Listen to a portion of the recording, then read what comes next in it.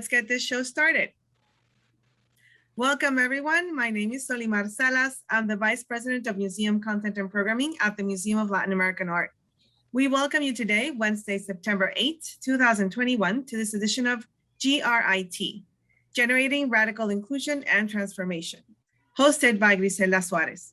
This series of conversations explores how grit, an attribute often given to people who overcome obstacles, can serve as a tool to build agency. With a specific focus on creative expression, GRIT seeks to expand what it means to practice art for social change. MOLA acknowledges the support of the Dwight Stewart Youth Fund, the Kenneth T. and Eileen L. Norris Foundation, and the Arts Council for Long Beach for their constant support of the educational programs at the museum. Francisco Tito Rodriguez is our guest today. He's also better known as the Hood Santa, who helped found the Local Hearts Foundation, a nonprofit organization focusing their efforts in the city of Long Beach, where he was born and raised in a little apartment on 15th Street with his mother and 5 siblings. His family didn't have a lot of money growing up, so he had very little immaterial things, but he had a lot of fun. Being a kid and running around all day and night is what he lived up for until, well, he still does that, but now there's a better intention behind it. And with that, I'll hand it over to Griselda Suárez to take over the conversation. Thank you so much, Solimar. I just want to thank El Museo, the Museum of Latin American Art, for hosting us tonight and for continuing to support conversations like these with leaders in the community like Tito. And before we go into everything you do and your life, Tito, I want to share a quick slide with our attendees tonight. The Local Hearts Foundation, the Museum of Latin American Art, and the Arts Art Council are part of Long Beach Gives. And we welcome everyone to participate in Long Beach Gives on September 23rd this year. Visit Local Hearts on longbeachgives.org and learn more about the Museum of Latin American Art, learn more about the Arts Council, and so many other community-oriented organizations that are really dedicated to making the best lives for everyone here in Long Beach. So join us on Long Beach Gives Day.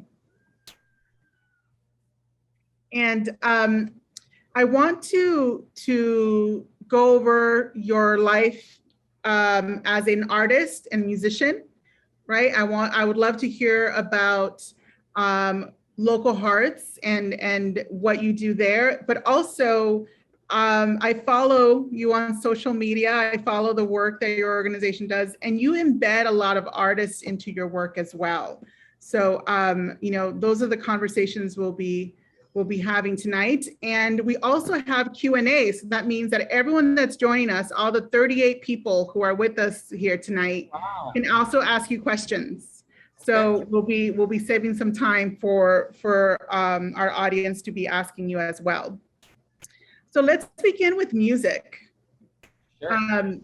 How did you get into music, and do you still practice music? Yeah, so I was a little breakdancer kid in Long Beach. They called me Z-Rock when I was a little kid. I had an older brother, Raul, who one day went to a club and then came home and taught me how to break dance when I was about 6, 7, 8 years old, 9 years old. And he grew up in the funk era, the Prince era. So that's all I listened to pretty much as a kid. So yeah, he one day came home and said, "Hey, I seen these guys spinning on their head. Let's have you try it," and had me like a guinea pig, and I became a pretty good break dancer, a b-boy, whatever you want to call it. And in Long Beach, I was pretty known for breakdancing. I ended up, you guys know the movie Breakdancing, the little kid that comes out of the trash can? His name was Coco. So his cousins lived on 15th and Walnut in the apartments right there on the corner. And I lived on 15th and Walnut, a little bit west on 15th from Walnut. So they always had a dream battle, me versus their cousin Coco.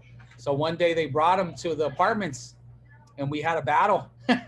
I went over there and it was Coco versus me, and I ended up beating him, and that kind of helped me, grow as a b-boy, as a breakdancer kid. I it grew, the name grew around Long Beach. Oh, little Tito, you beat Coco, that kind of thing. So then from there, I started skateboarding. Uh, a little bit after that, I started skateboarding. Just kind of really didn't know what I was getting into, but had a real love for skateboarding, passion for it. Became pretty good too at it. I had a couple sponsors, local city skate shops. Zimbabwe was one of them. I don't know if you guys remember that. It was on 7th and Terminal or one of those streets right there. They used to give me stuff all the time. But before that, I kind of jumped a little bit ahead. Bye, honey. I'll see you soon, okay? Um, my dad had killed himself at our house on Christmas Eve. He committed suicide, and my older brother Raul was like my dad now, And even though he was just a teenager at the time, he took on the responsibility and to teach me how to be a man and teach me how to be good and all that. And when you're young, you hate that kind of stuff. You rebel against it.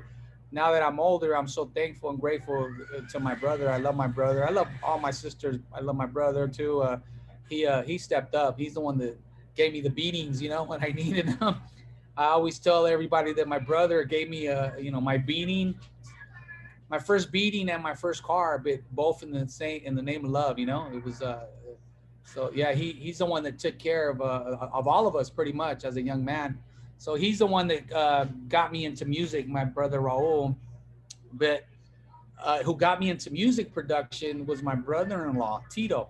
My sister married a guy named Tito too. Crazy. That was like, me and him were the only Titos I had ever met in my life at the time. Yeah. You're Like, like, you're Tocayo, yeah. So exactly. So he was going to Long Beach City College, I think.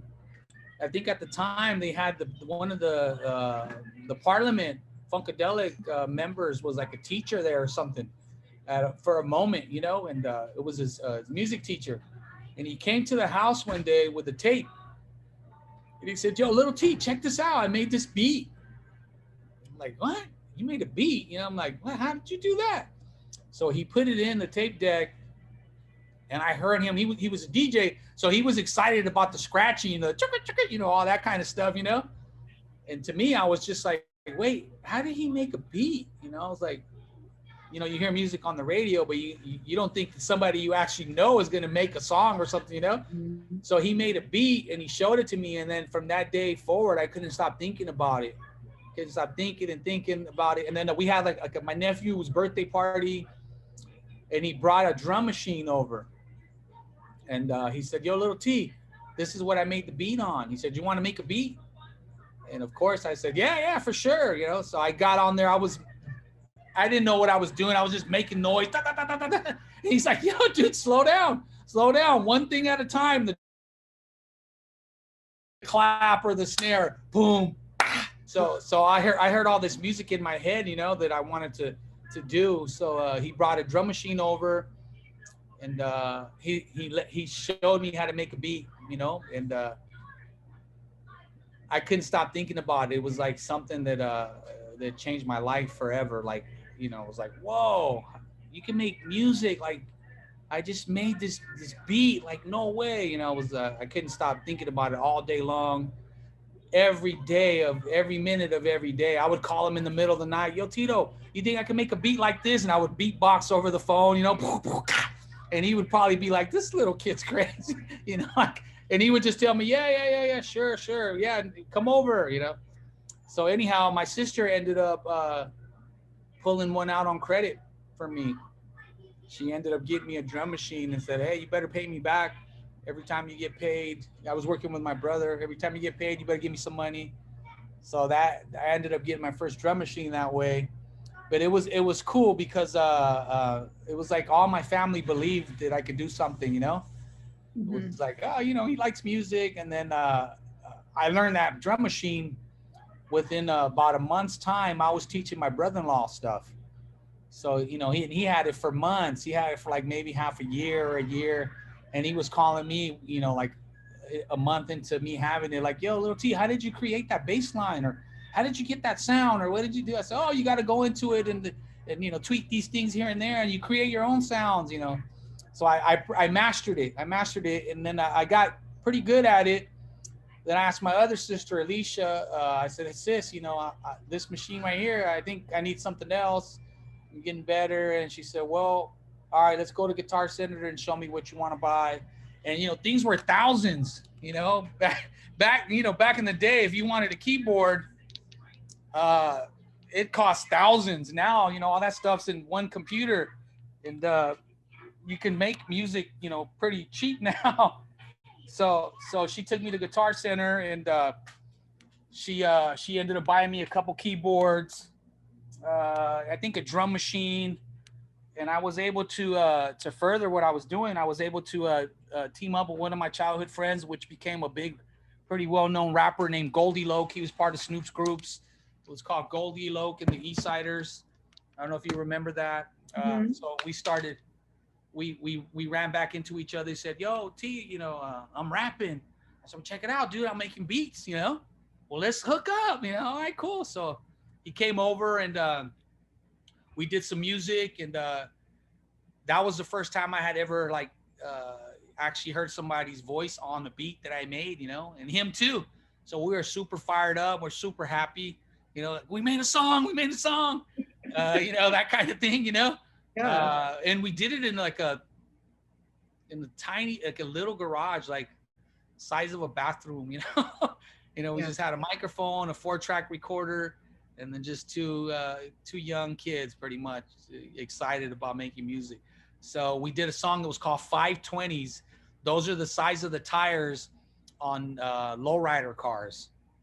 The Dayton wheels, the wire wheels. Yes. So they put those size tires on those rims. So he was talking about in his lowrider, every time he drove, the car slid. It was called 520 Slide, the song. And it was a sample of Cameo. I told you I grew up listening to that type of music, right? Mm-hmm. And it was, the song She's Strange. She's strange and I like it. So the beginning goes doom, doom, doom, doom, doom, doom, doom, doom, doom, doom. Dun, dun, dun, dun, dun, dun, dun. So I took that little section and made my own beat around it, just added my own things. Crash. I think I added a bass line or something. And we made a song. And we didn't know what we had. And then I went back to his house and they were all happy. Like his mom, his dad, his brothers, they were all happy because that was like his actual first real song, that we actually both had. And then from there, it just grew. It grew. We kept making music. We kept working together. I kept doing a bunch of beats for him, that kind of thing. And then there was an OG Crip from LA. His name was Steve. He heard Kiwan's music, and he had a record label called OGs to Wall Street. It was like from being a gangster to making it to Wall Street kind of thing, theme. And he ended up signing Goldie and also Snoop's brother. His name was Pretty Tony, who I was making beats for as well. Just having fun in the garage right there on 15th and Peterson, pretty much right where Peterson butts on 15th. I don't know if you're familiar with that area, but that's where Kiwan grew up. Goldie lived his whole life. His parents still live there. We would be in that garage raging. The fire department's right on the corner. They would come and be like, "Hey, we can hear the music all the way at the corner," So yeah, that's how we kind of got started in music, and then Snoop discovered Kiwan, and he took the music over there, and then they created a bunch of music together. Nice, wonderful. So it sounds like one, you had, like you said, family who were supporting you to explore and experiment and see what happens. That's really wonderful. Yeah, I was the baby. I was the baby of the family, and my brother, he was stern. He used to tell me, "Hey, bro, you're not gonna be in a gang. You got too much talent. You play football. You're the best football player. You skateboard. You're the best skateboarder. Like." You're going to be something, and my brother was there. He made sure. My brother one time caught me hanging out on the corner. It's a true story. He caught me hanging out on the corner with a couple buddies of mine. He told me, "Get in the car." I get in the car, I got beat. What'd I tell you about hanging out in the corner? He used to tell me. He used to tell me stuff like, you know, it's the devil's playground hanging out in the corner. Nothing good for anybody hanging out in the corner. What are you doing out past 9? He used to tell me. You know, and my brother was a plumber. My brother had his own life, you know, already. At that time, he was a young dad, young business owner. And he used to still come check on me, make sure I was okay, and I was going to be all right, and I had something going on. My brother signed me up to play at football at Long Beach Poly, and I used to walk. You know, now that I'm a dad and I got kids, I think about like how crazy, you know, like, you know, how things were when I was a kid, you know. I used to walk down 15th Street all the way to Poly High School by myself as like a 7-8-year-old, okay, with football pads on, a helmet, go practice and walk home by myself at like 8:30, 9 o'clock at night. No, you know, just so different, you know, so different from what things are now. I don't know if that's a bad thing or if that's a good thing, you know, but right. It definitely helped me and taught me how to mingle with everybody and get along with everybody, you know. I was the only Mexican kid on that team. So it was cool. It was cool to be part of that, you know, to be able to play and be in a multi, you know, culture environment all the time, you know, because you learn so many things from different cultures, you know, and being just in one thing all the time, you know. Absolutely. I think that's you know, you can say that people have this experience in many parts of the country, but I really do think, as someone who didn't grow up in Long Beach, I grew up in LA and in East Los. There's something really unique about Long Beach in that way. The amount of multilingual friends, right? Like in your group of friends, so many people eat different foods, speak different languages, have a different culture. It's just really quite unique and special in Long Beach. Yeah, it's a melting pot, you know. It's like there's everything, you know. That it was funny because when I was a kid, when I was a break dancer, it was just the 80s, you know, early 80s, right? Like I told you, I was little Tito, so I was like the kid, you know, the cute little breakdancing kid. So I used to go break dance at the black parties, you know, at the Samoan parties, Mexican parties. And it was all good, you know, and then after breakdancing, it turned into gangs.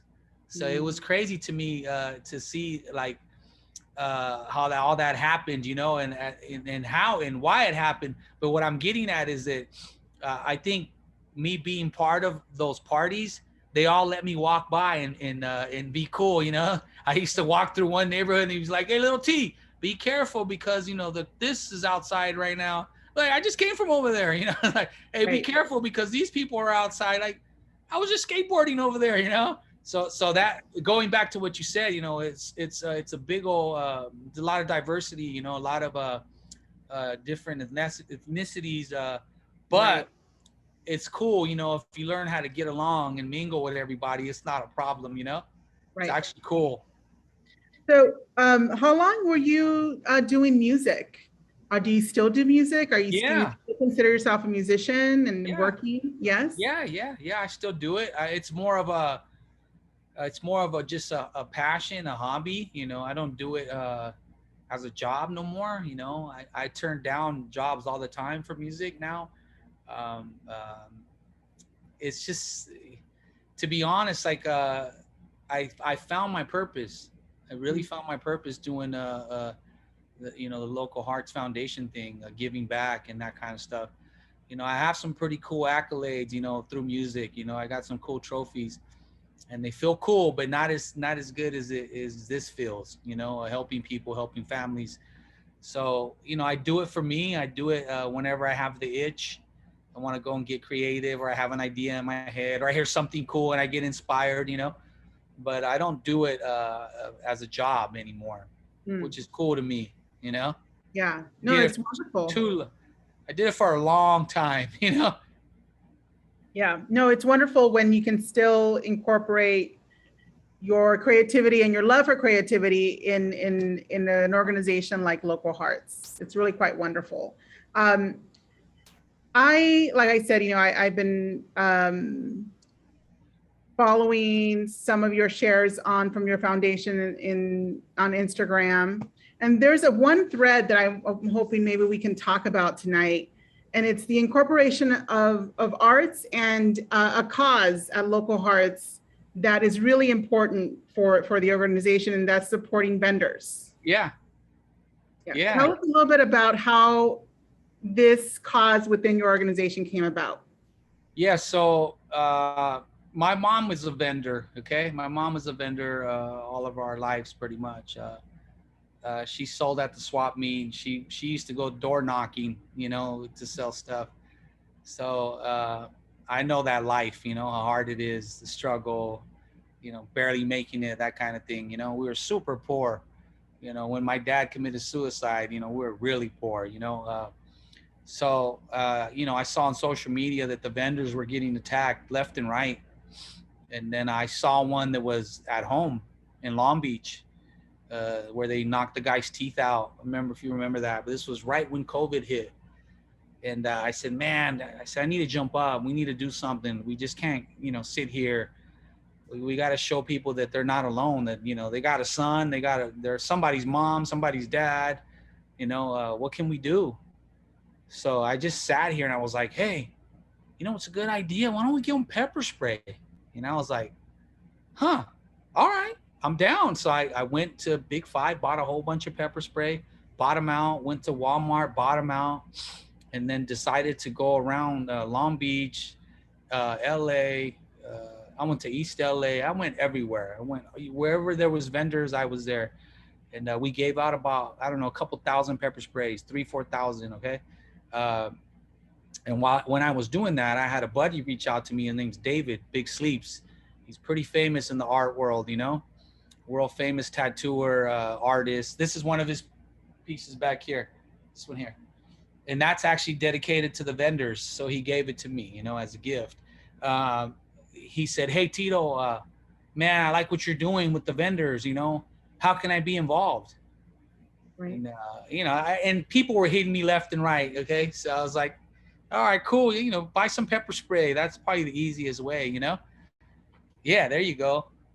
Yeah. Buy some pepper spray. This is the best way to help. And he was like, no. How do we really get involved? And then he said, hold on, let me brainstorm. And I just was like, he'll call me in a month or something, say he got busy. No big deal, And then he calls me back the same day, and he FaceTimes me. And this is actually a true story. I was on the toilet, okay? So, and he don't FaceTime me ever. So I gotta answer this. So I answer the phone like this, like, yo, what's up, David? He's like, hey, dude, I got this idea. Check this out. So he drew two corns. He had somebody make, they put two corns together, and then he put defend eloteros under it, okay? Mm-hmm. In his writing. This is the one that we just dropped recently, the one you're showing now. I'll read it to you. The one that's on the screen now says, protect our eloteros, respetar paleteros, defend love, tamaleros, hustle is real, fruteros, 2020, floreros, viva la raza. That's what it says on the shirt. If you couldn't make that out, a lot of people can't, it's pretty hard to read, He had to read it to me like 50 times. So anyhow, he says, hey, well, let's put these up, and whatever we make, we'll donate for you to buy more pepper sprays. And he has a lot of pull, he has a lot of people that follow him. And I didn't know how powerful this was, helping street vendors. I didn't know. We really did it because we want to help them. It wasn't for any kind of shine. It wasn't for anything of that nature. It was more like, man, that sucks. Who wants to beat up the vulnerable? You know what I mean? Who wants to attack people that are, out there working all day for $80-$90? Like, that's terrible, right? It's like, how do we help them? So that's what we did it for. And then the response we got was crazy. People were hitting me up from, you name it, Colorado, Utah, New Mexico. Hey, dude, I want to donate $20. Where do we send it? To buy pepper spray. We saw you on the news. We saw you on the internet. Keep up the great work, And then this guy, Pedro that you have on the screen now, he's deaf, and he can't speak either. I don't know. He has like a speech problem too, so he can't talk or hear. So one day I met him at a taco truck. It was on 7th and Juan Aparo. It was called Bomb Ass Tacos. I don't know if you ever passed by there. Yeah. It's gone now, but Bomb Ass Tacos was there, and I always seen him there eating, and he was always nice. Hey. So when the pandemic hit, he came to mind. I said, I wonder what Pedro's up to. Like, how's he surviving? Nobody could go outside, and this is all he has. Like, what is he doing? So I reached out to him, and his family responded and said, hey, can I come talk to you guys? I want to do something for you guys. Like, we want to buy out Pedro. We want to help you guys out during the pandemic. So HJ and myself, we got together and we said, hey, what would be cool if we did a shirt that says buy out Pedro, like vote for Pedro from Napoleon Dynamite, right? So we did that shirt. We set a date, and the response was beautiful. Long Beach came together, not just Long Beach, people from everywhere come for these types of events.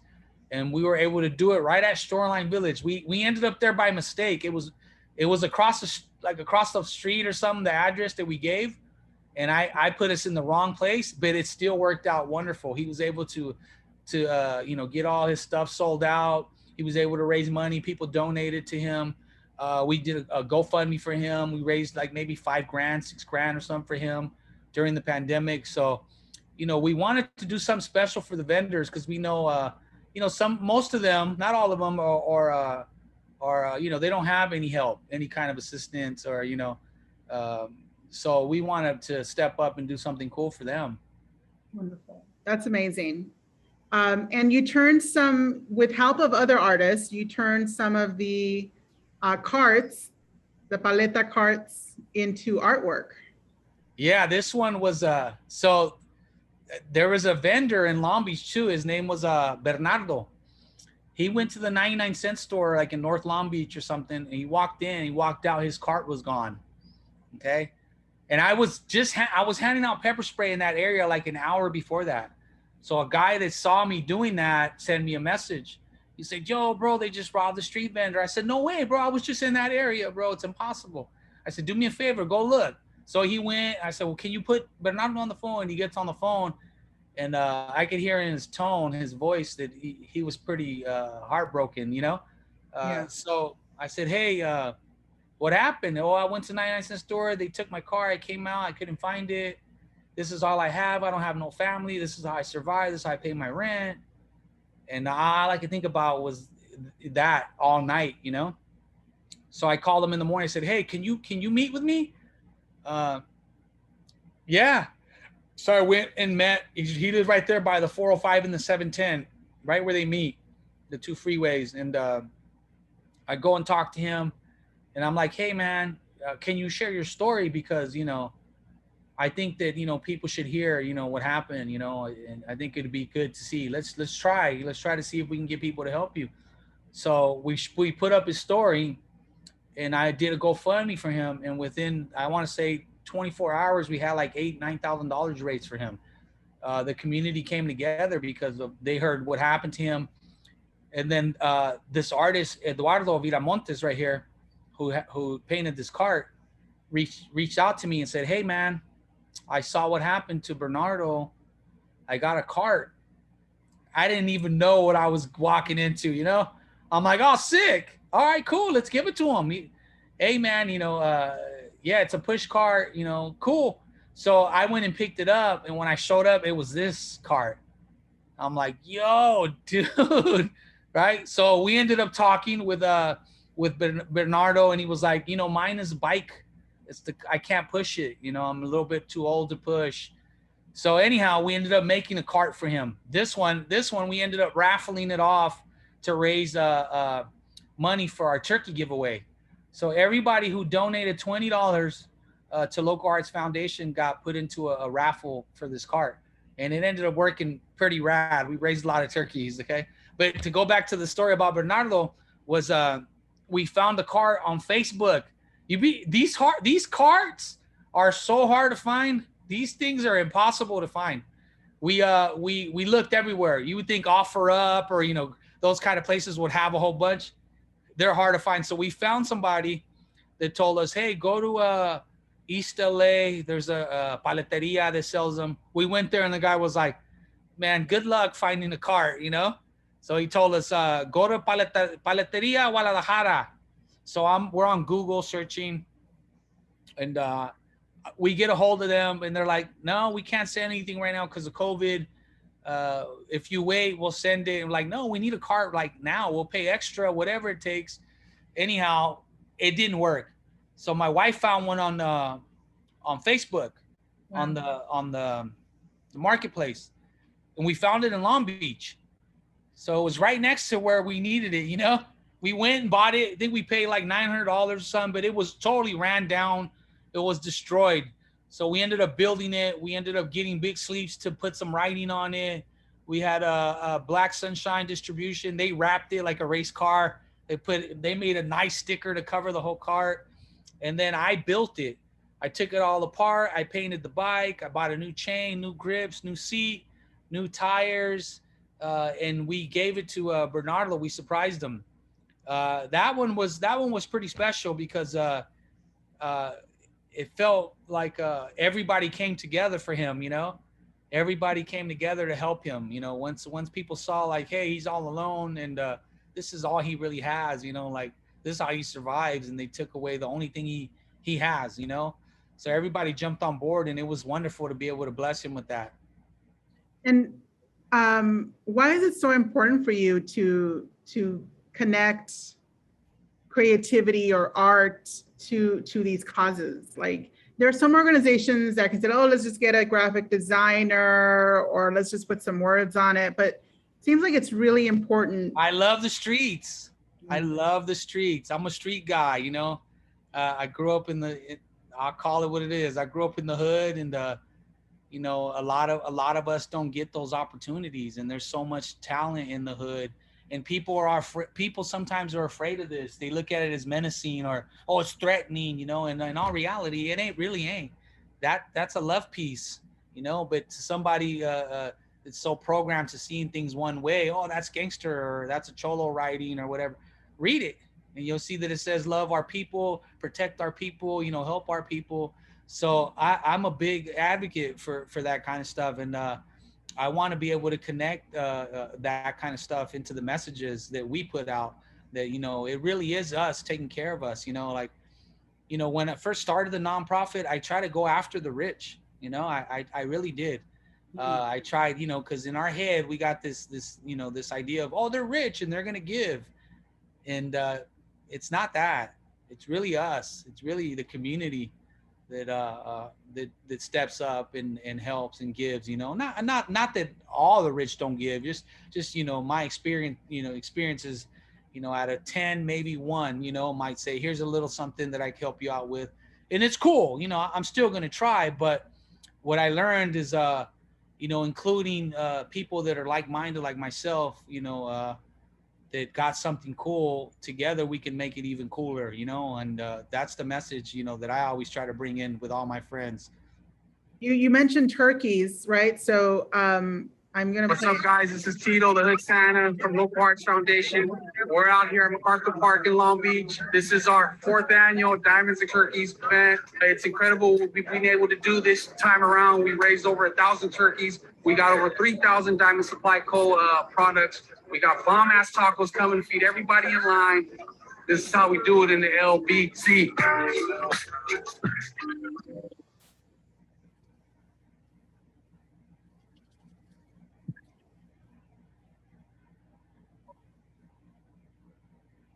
Been doing this now 9 years. Okay? And this is my partner right here, Nick Diamond, the owner of Diamond Supply.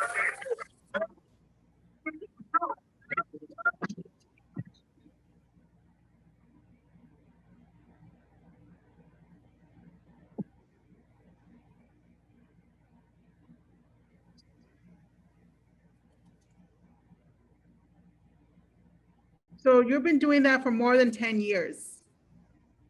And it really came from the community, it sounds like, that you there's community philanthropy, there's community trust, there's community coming together to support each other.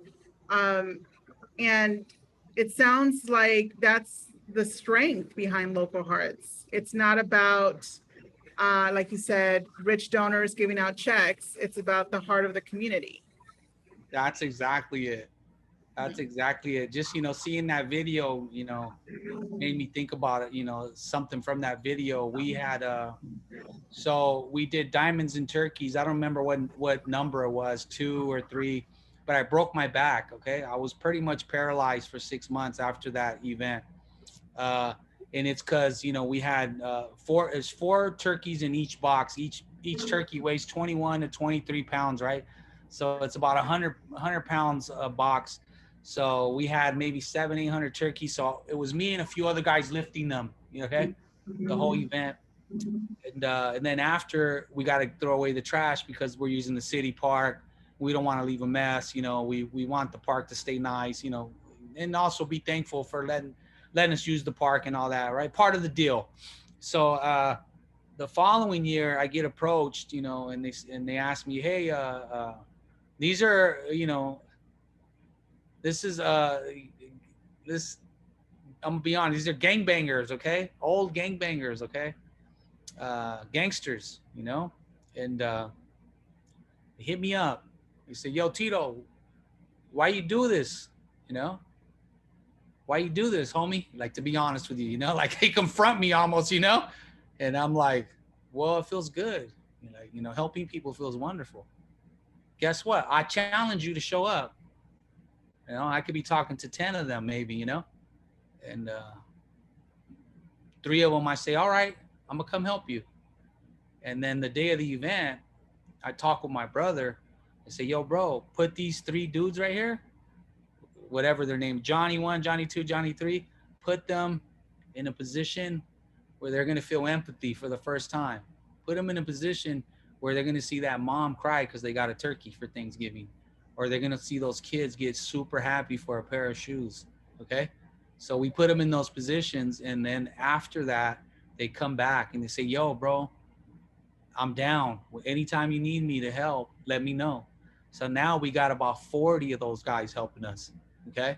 So going back to the Thanksgiving event last year, I watched about 30 of those guys unload 18,000 pounds of turkeys from a truck in 10 minutes, okay? So when I was watching them, I thought to myself, I said, if you can be a bad MFer at being bad, you could be a bad MFer at being good. Just don't have nothing to do. They don't have nothing to do. The only thing, there's nothing for us in the hood. There's no rec centers no more. There's nothing for them to go, like I can use myself as a testimony. I went to juvenile hall. I robbed a 7-Eleven 3 times in one night when I was just a kid. Okay. And then I discovered music. Never got in trouble again after that. So if I would have had a place to go make music before I did any kind of crime or committed a crime or whatever, that would have never even crossed my mind.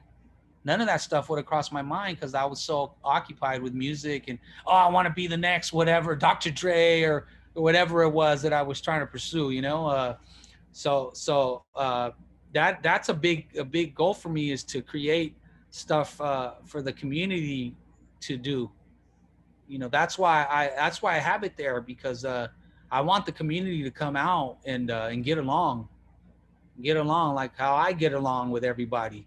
And sometimes, we don't give people a chance, and we don't even know people. You get to know people before you start judging or before you start, criticizing. You don't know, sometimes a simple smile could change a whole situation, for many, So yeah, we invite the community, the community comes out big time. I want to say we probably had 300-400 volunteers at our back to school giveaway. We had 1,400, I don't even remember, backpacks, but we had the Manny Pacquiao Foundation has teamed up with us. They're a part of what we do in Long Beach. Wonderful. Well, Nick, let us know at the Arts Council. Let us know. We have art kits that we give away. We would love to be part of your backpack giveaway. And I see that one. I don't know if it's always at MacArthur Park, but that is also a space where we support a lot of artists. I see Alexis' work behind this woman here at your backpack giveaway. This is a big part of what you do as well. And on Thanksgiving, right? Yeah. And, part of the conversations for tonight, I called it grit because I think many of us who grow up in the neighborhoods that people are like, oh, who knows what happens there, or don't go out at night. As you said, we grew up in those streets having fun, feeling safe, being part of community, right? And so we do grow up with a little grit in ourselves, right? We grew up with the sense of a different kind of living. But the way I see grit now is really about generating radical inclusion, and your organization brings everyone together, brings artists together. The artists feel connected to where they grew up, or to the paleteros, to the vendors, to whatever projects they're working on. And it really does transform a community, right? That's the ultimate goal, to make it the best community for everybody. And for that, Tito, thank you so much for sharing your story, and for sharing how you became a musician and a producer and making beats and doing the work that you're doing now. I would like to start preparing the audience to get their questions ready, because we're going to have them share those with us. And I'm going to look over here. All right, I have one here already. People are ready to ask you questions.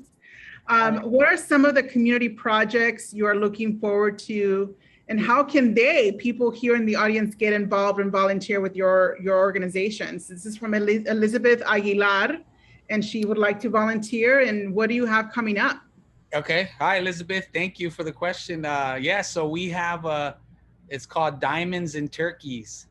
It's the Saturday before Thanksgiving. And, it's an open invitation to whoever wants to come and volunteer.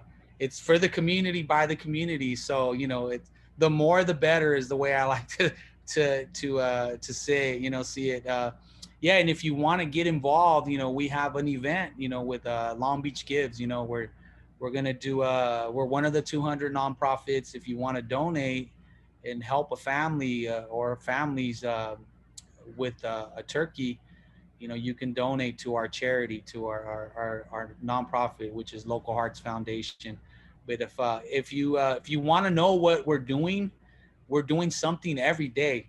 Follow the Hood Santa at Instagram, and we're out working in the community every day. Just today, we went and did something with the Manny Pacquiao Foundation at the boxing gym there, and on Anaheim and Walnut, where we're giving kids equipment to box and giving kids a fighting chance. That's what we're calling it, to stay off of the streets. Give them something to do. People are really excited about asking you questions. Okay, another question. How did you meet up with Diamond Supply Company, and how is it working with them? Oh, okay. Who asked that? Alfredo Regla. Okay, what's up, Alfredo? Good question. So I know Nick Diamond for maybe 13, 14 years. I was in a punk rock band called The Pricks, and we weren't pricks. It was like an oxymoron, so we were complete opposite. Yeah. We had a band, and Nick was a big time supporter of our band because we were in the extreme sports world, and his company's a skateboard brand. I just asked him, I got, when I had this feeling come over my heart of like, hey, I want to help, people out in Long Beach. I just asked him, I said, yo, Nick, man, I got this idea. I want to help some kids out, kids that need a little bit of help, families that need help. You want to be involved? And he said, yeah, I'm down. And he asked me, what do you want? And I was like stuck. I had to tell him, like, I don't even know what I'm doing, whatever is on your heart to give. So he said, yeah, go to the warehouse. So I go to the warehouse, and there was like 2,000 pair of socks and a couple hundred shirts, a couple hundred sweaters. And I was just blown away, So we got to drive around all through Long Beach and just hand it out. Wow, that's awesome. And so that's an ongoing relationship, right? Because you still have diamonds and turkeys coming up. So that's really, really cool. So Shelly here wants to know if they wanted to start something like this in their own hometown for their community, how do they go about it? Hi, Shelly. You just go. I mean, there is no recipe. You know, there's nothing. To be honest, you know, I just went with my heart and what felt good. You know, and like I started off with Diamond. I was giving stuff away to the homeless. You know, right there, I was just giving socks away. I still felt like something was missing. You know, I was like, I felt good, but I don't know if I'm supposed to be doing this way. You know. So then I said, you know what, man? I started thinking about my childhood and stuff I wish I had, and you know how poor we were. I said, man, there's probably a lot of kids like me that didn't have anything for Christmas, didn't have Thanksgiving, none of that stuff. I didn't have Thanksgiving until I was a teenager. My aunt married a white guy. His name was Brian Hunt. Yeah, and he was a bus driver for Long Beach Transit. My first Thanksgiving was like 12, 13, walked into their house and we saw turkey and mashed potatoes and, you know, all the stuff that you see. So Right. all that stuff played a part, you know, in me wanting to give back because, you know, every family should have that, you know, that's not something crazy, you know? So that was one of my missions was like, man, I wish, you know, every family could be together on Thanksgiving and be happy like I was that day or those days, you know? So we decided to start a turkey event and, you know, said, hey, well, first we're going to do a couple hundred. And then the next year it doubled. And the next year it doubled. Now we're at 1,000 something, you know? So there is no secret way. There is no right or wrong way. Just go do something that you love and, you know, things that you're passionate about. If you want to help women, go for it. If you want to help men, go for it. You want to help children, go for it. You want to help the homeless, go for it. You want to help dogs, do it. You know, something that's going to fulfill your life and, you know, somebody needs it, go for it. Oh, that's great. I agree. Go for it. And I have to tell you that several of these questions have been coming from my students. I teach at Long Beach State in Chicano and Latino Studies, and I wanted to give a shout out to all the CLS students that are with us here tonight. Thank you so much. So Daniel would like to know which instrument you played in the punk band. I played the bass, Daniel. I love that name too. That's my son's name. Oh, there you go. I played the bass, but I was the producer. So I played all of it before I even got to the band. So I created everything. And then I had Brophy, which was the lead vocalist, come and lay his vocals down. And then we would sub out parts to the band members. Mm-hmm. I'm sure he gets it. All right. Another question. Why do you think that people attack vendors? To be honest, I think because they're an easy target. They're vulnerable and they have cash on them. They're easy targets. So we're working on a system. We're trying to get a system in play with the city actually to make them paperless, you know, like figure out a way where they can get paid, cashless, in other words. Yeah, they're easy target. They're watching them, you know, sell, you know, $10, you know, $4 or $5 every time they stop. It's just an easy victim is what we think, you know. And also, you know, we're trying to ask government to make it a hate crime, you know, to go a little bit further because, you know, sometimes they don't do anything to the people that are attacking them. And it's time for them to take the Latino community serious, just like they take everybody else serious, you know. And the only way that's going to happen is when you college kids, like your professor just mentioned, is start lobbying and start taking some action and start getting at the politicians. You know, I did it. I know. If I had 10 dudes like me, we would be making noise. You know, I got them to hold a meeting and everything. We did a buyout for a Leo street vendor that got robbed in Long Beach.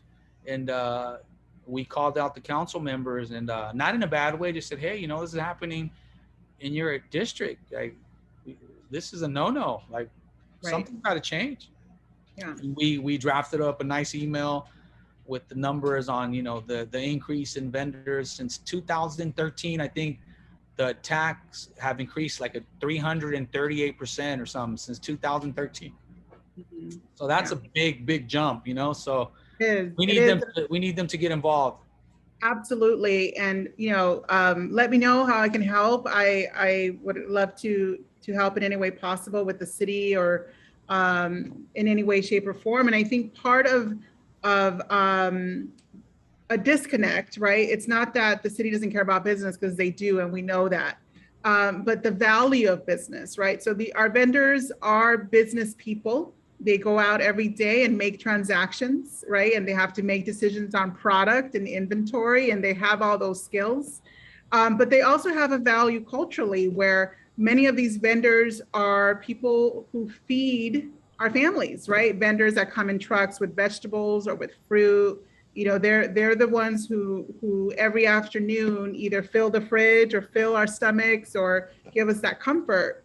And so we definitely need to value them, respect them, and help them in any way, shape, or form. All right. What does your family think, and how are they involved in your amazing work? My family's, they're all in. They all help out. They contribute. My daughter Mia, when she was this was 11 years ago. She must have been 9, 8. She was my elf when we would go out and give stuff away to the kids. She would dress up like a little elf, and she would wrap all the presents before it got to the thousands of presents. It was a couple. My wife too. My wife does all the pretty much, what would we call it, clerical work. She does all the emailing and all the stuff that I suck at. You got to have a team. To be honest, I'm just a big mouth. And I'm willing to go. I'm willing to give it a shot. But yeah, everybody's a part of what we do. You see my granddaughter, she helps too. She comes to all the events. She's the first one in line, ready to get back. So cool. Building generations of leaders. That's great. Trying my hardest, That question, by the way, I forgot, was from Douglas. Good question, Doug. Yeah, yes. And Damien wants to let you know that he has seen your portrait at Inhale. And he says, respect Hood Santa. So he just wants to let you know that. Thank you, Damien. Thank you. And that's by Spark, right? That mural is by Spark. Yeah. He called me and he said, hey man, I want to do something cool for you. I looked into what you've been doing, and all the hip hop stuff you're doing that you did. Like, wow, I never knew it was a Mexican kid that did all that, He said, hey man, and I want to do something to honor you. And I didn't know what he was talking about, and then he called me one day and said, hey man, I got the city involved and Howdy involved, and we want to do a mural of you. And I was like, whoa, I was like, am I going to die? Because usually murals are right when somebody dies or right after they're dead. I was like, wait, time out, dude. What do you mean? I'm not ready to go just yet, Yeah, but yeah, Spark did it. Howdy helped out with the work, with the writing. But yeah, it was cool. It was cool to see that go up, and never in a million years would I thought there'd be a mural of me, So the reason why it's there, it's the 7-Eleven that's across the street from there. Mm-hmm. That's the one I got in trouble at. Mm-hmm. So it was like a redemption story for me. It was that's more a great like one. Yeah, like this was the worst time of my life right here, and look where I'm at now. Like it was just a reminder to myself that anybody can change. Anybody. We all have a past and we all make mistakes, but you got to live and learn, and you got to want to be better and do better all the time. That's great. Okay, so Tasnim has a question. Can anyone join your foundation, and what do they need to do that? Like, how do they become part of your organization? Are you referring to like the board, or just come out and be a Actually, I guess maybe what are the different levels of participation? Like, you can be on a board, you can be a volunteer. Yeah, so to be on the board, you would probably have to be around for a few years. We've had some people already try to sneak their way into situations, and that's like any business, you got to work your way in, right? Anywhere, right? To be a volunteer, show up, dude. You know, show up and come out and serve with a smile, and you're part of the family already. That's great. So maybe someone from the museum, if you can maybe put the Local Hearts website or information there for anyone who's interested in volunteering. Jaime is asking, what can we do to help vendors in our community?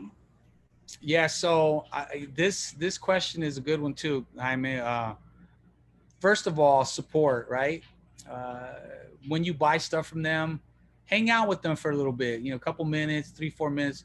Make sure that they're safe when you walk away, because usually what we noticed is usually they get attacked as soon as somebody walks away. You know, stay around, you know, look around, get to know their name, you know, get to know them on a personal level. I try to be friends with them, make them feel safe, you know, so if they ever do need you, they're not afraid to go to you, because, you know, a lot of them keep it to themselves because they don't know if you're going to call the cops, are they going to be in trouble. So to be honest, just be nice to them and stick around, talk to them, get to know their name, let them know that you're down with them, kind of thing, you know? That's great. Yeah, I think making them part of your community means, like, if something were to happen, they know where, you know, they can come down to a safe house, be like, hey, something happened, can you help me? That's a really good point. Yeah, my vendor that walks in front of our house, we let him use the bathroom and stuff, you know. So I've told him we got a house in the back. I say, hey, anytime you need to use the bathroom, let me know. You can go in there anytime, you know. So he comes by, he's like, hey, viejo, necesito usar el baño, me lo prestas, pásale, you know, go for it. Right. But, you know, I had to build that trust, you know, for him to have that confidence. You know what I mean? Right? Yeah. Yes. No, absolutely. It goes both ways, right? It's another relationship. Yeah. So Shelly is also asking, there's a lot of talent and skill that you have. So what made you build this kind of foundation, for example, instead of a music foundation? Well, you know what? I'm adding music to the foundation. Maybe she can help with this if she wants to. You know, like I shared, I was a producer and all that, right? There's probably hundreds, if not thousands, of kids that want to make music that don't have a place to go do that at. So one of the missions that we have now is implementing a music program into Local Hearts Foundation, where kids could come and make a beat, learn how to produce, learn how to engineer, but they also got to be academically fit. You know, we want them to do good in school before anything. And me not going to school, I know how important that stuff is. You know, I went to 8th grade, you know, and so I know the setbacks of not having you know, a degree or whatever, or the doors that can open and the doors that won't open, you know, that kind of thing. So we are going to add music to what we're doing. But the reason why I did this type of foundation is I was a poor kid, you know, I keep going back to that. I was a poor kid, didn't have nothing.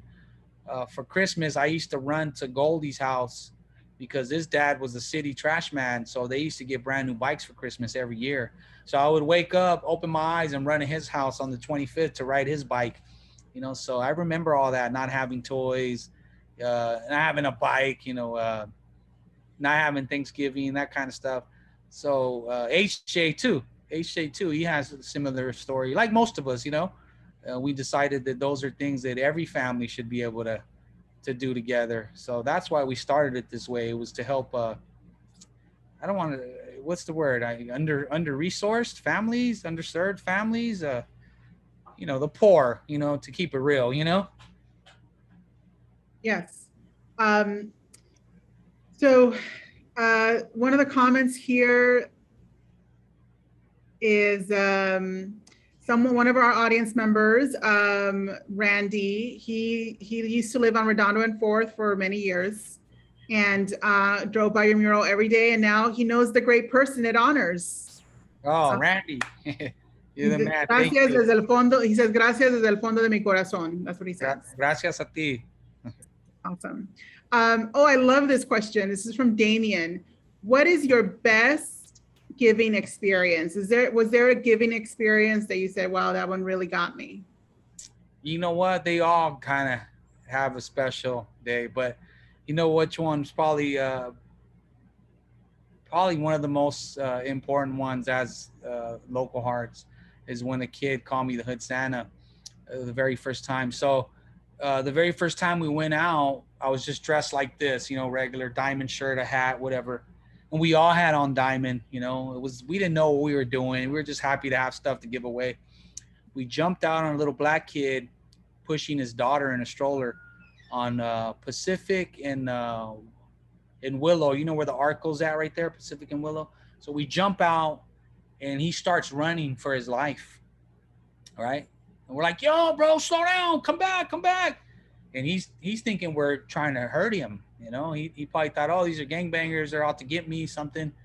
And then HJ pulls out a shirt. He's like, yo, bro, we have diamond supply. We want to give you some. And he turns around and he says, yo, you guys got diamond supply? And this diamond supply was huge at that time, top of the world. And yeah, come back. So he comes back. We give him some diamond. We give him some water. It was hot.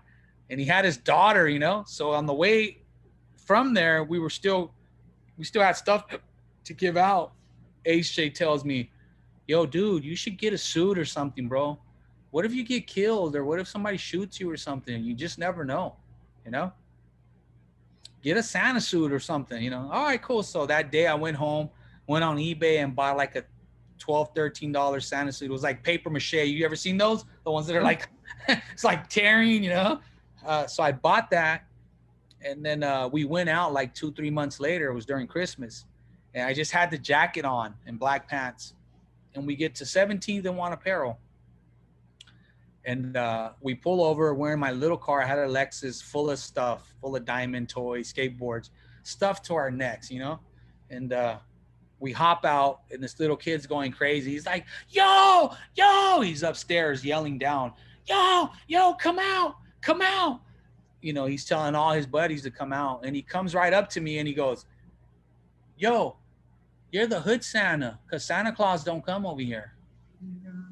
And I was like, I said, wow, this kid probably never gets nothing, I started thinking, this kid's probably one of the kids that doesn't get anything. Santa skips his house, So that probably was the one that changed everything for me. Because then from that day forward, for HJ too, we said, dude, we got to do more. Like, we're barely even starting, bro. How do we do more? You see all those little kids, how happy they were to get a shirt, a pair of shoes, Hot Wheel. Like, you start thinking like, dude, those are like, besides diamond shirts being, expensive, but toys are like $2, $3, $4. Like, they're super hyped to get one of those. So yeah, that's how the Hood Santa was born. Is that little kid just walked up to me and was so happy, and then me and HJ looked at each other like, I'm the Hood Santa, bro. That's it. That's how it started. Wow, that's a wonderful story of how this it comes from the streets. Your name came from someone in the community. That's just really powerful. Absolutely. We try to go find him. And we couldn't find HJ. He keeps saying, dude, we need to find that kid, man. We need to find that kid. He's probably like a 19, 20, 21 years old now or something. Wow. Yeah. That was okay, we have time for just a few more questions. Okay. What is Ari is asking, what is a future event that you would one day like to do looking forward? Like, what's an event that you would like to do? You know what? I would like to one day give away 1,000 tablets, when kids go back to school, that would be something huge for us. We gave away, I don't know, I think it was like 10 an hour at our last event. And that's not enough. The kids that get them, they get so happy and so fired up. And then you hear how they don't, they only have one for 4 kids or whatever. And you're like, all right, cool. Now they got 2, that would be something that would be a dream of ours, to be able to do that for the community in Long Beach, and surrounding communities also. Also, I would love to be able to do an Adobe center in the hood. That is a big goal of mine. I've talked to the vice president of Adobe, Toby. His name's Toby from Adobe. That's what we call him. And I shared with him about my experience of not having nothing to do and getting in trouble, then finding something I love, and how it kept me out of trouble. And I told him, hey, you can't tell me that kids in Newport Beach are smarter than kids in Long Beach. You can't tell me the kids in Beverly Hills are smarter than kids in Long Beach. You can't tell me kids in Santa Monica are smarter than kids in I said, that's not true. They just give them the resources. They get all the money. I said, so, how about, we get, companies like yours, companies that you work for, to do a center here in the community, and then we hire kids from Long Beach, to teach, kids in the hood how to code, how to build, something for the future, right? Right. And that'll be the ultimate goal, is to build a center, center where kids can go and learn, something cool, something great for the future. And it starts with putting it out there, right? Just saying it out loud. It starts with that kind of idea building, letting people know your vision. So thanks for sharing that. All right, here we go.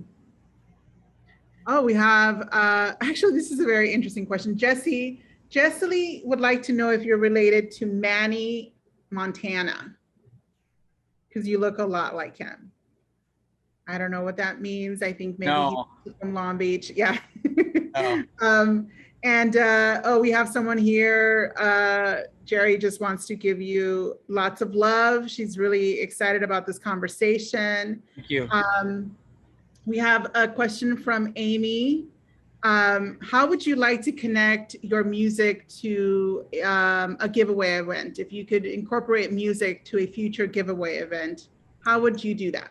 Wow, good question. I don't know. That's a good one. How could we incorporate music? Yes. We already done that. We've had, I think we're the first nonprofit ever to have Power 106 and K-Day join forces and DJ for us. I don't know if that's what she's referring to, or but we've done that with the backpack giveaway. We're the first nonprofit ever to get them to work together and promote our event together on their radio stations, which was pretty cool. That's great. If you were to have you thought about drum machines? I mean, it seems like the drum machine. Yeah. That would be cool. Be able to give some drum. If everything goes well for the studio stuff we're trying to do with the kids, we would have to be able to provide some drum machines and stuff like that. So yeah. Because if we want them to learn, we got to give them the tools outside of the studio too. If not, once a week is not going to cut it. Yeah, and music and music studios and music rooms at schools are often caught right away, right? Or in the kinds of neighborhoods, for example, that we serve at the Arts Council, where we provide classes, they don't even have art classes sometimes because there's no funding.